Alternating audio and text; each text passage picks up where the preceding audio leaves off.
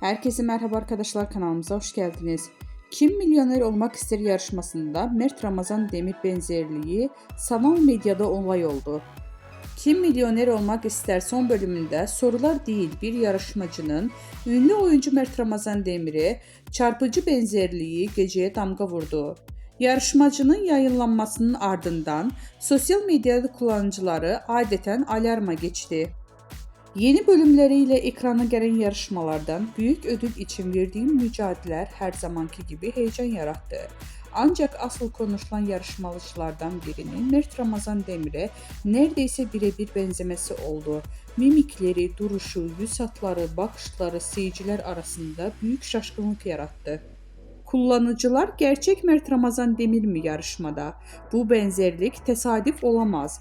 İkizini bulmuşlar resmen gibi yorumlar paylaşıldı.